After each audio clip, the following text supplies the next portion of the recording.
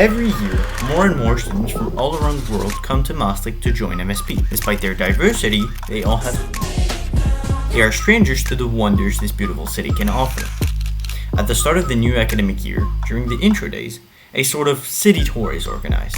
Students have a list of tasks to do around the city, and in doing so, they get to know the city a bit better. The aim of this project was to pimp this tour and make it a more interactive, engaging, and fun activity. As new students in an unfamiliar city, there are plenty of things that should be taken care of.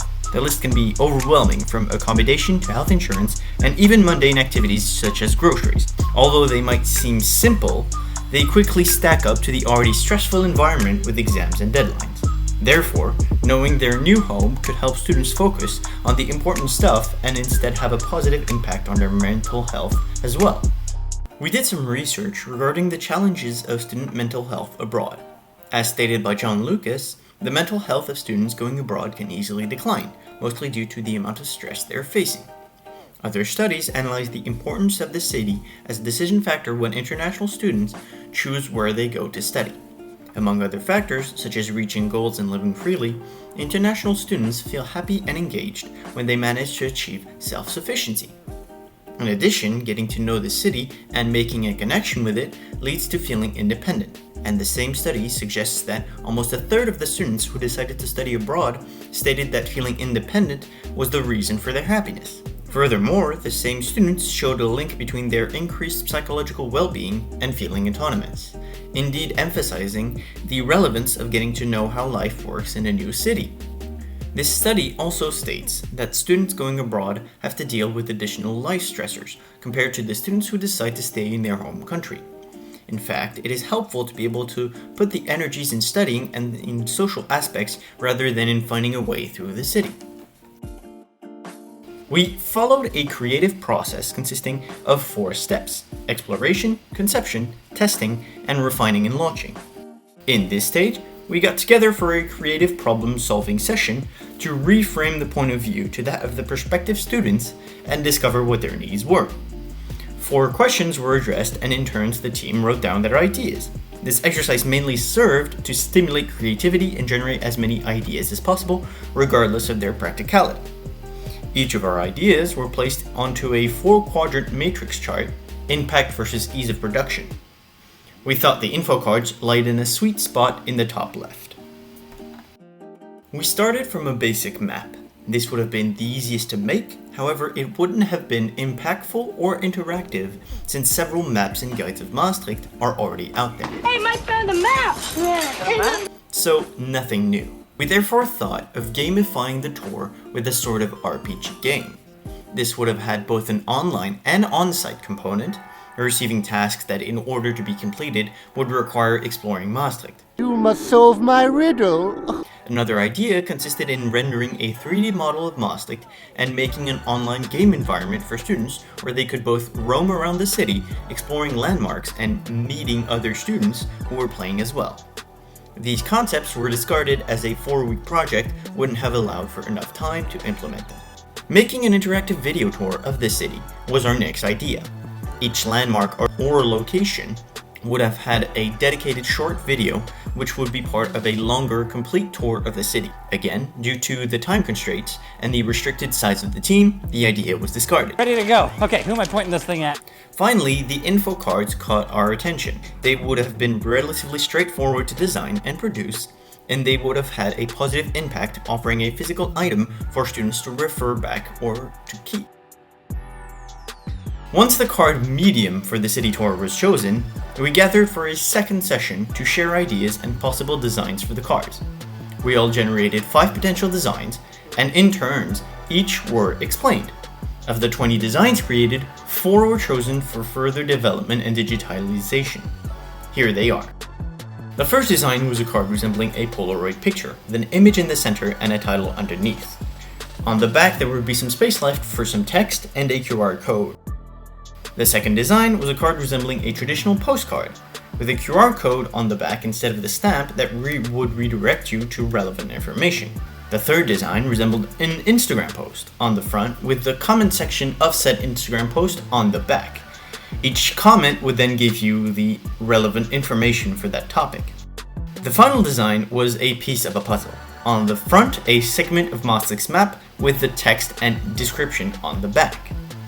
By collecting all the cards and placing them in the correct order, you can piece together a big map of Maastricht. We chose QR codes as they offer an opportunity to increase the accessibility of online services, receive in-depth information instantly, and offer a multimedia experience.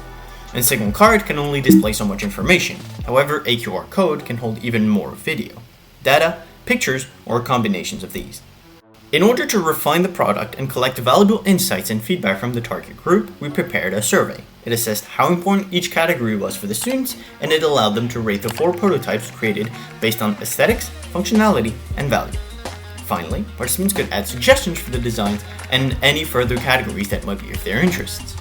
We then posted the survey on the Facebook group for upcoming students starting in September 2021 and on their dedicated WhatsApp group to increase the overall reach.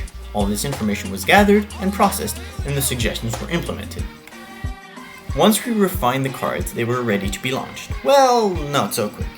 Due to the short time frame, we did not expect to have the end product by August 2021, in time for the MSP introduction days. However, only a clear framework and plan of action with the intention of the final product to be implemented and further developed by other organizers in the future. We produced 4 template mock-ups, and these would serve as a starting point to develop this project further. Among the 220 new students starting in September 2021, a sample of 66 filled in the questionnaire.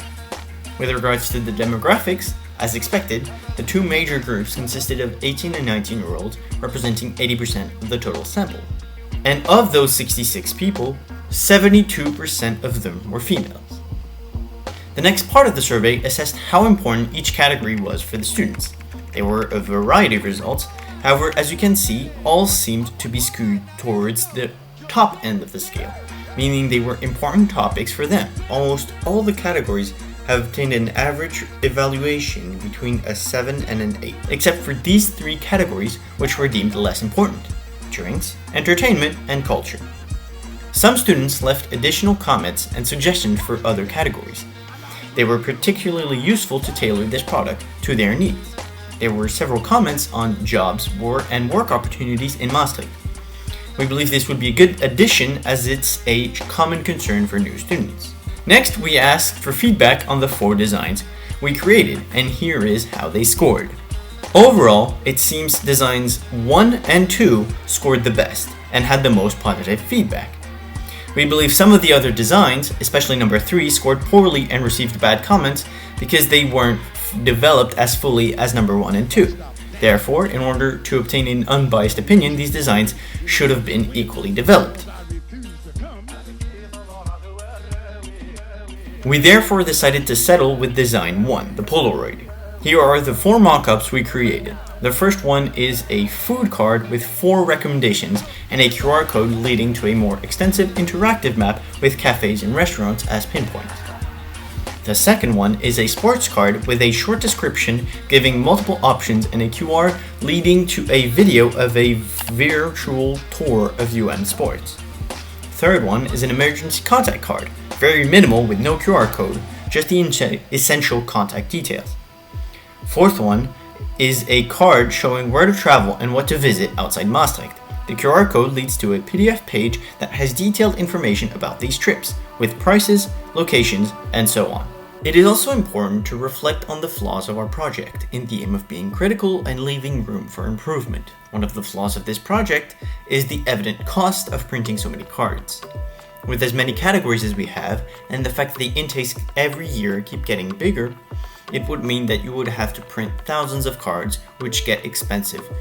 Not only that, but the cards themselves have a limited amount of information they can store. The problem is that QR codes introduce another problem, which is that the impact of the cards and their usefulness declines as a result, since students feel less engaged if they have to follow complicated steps to get to the information every time.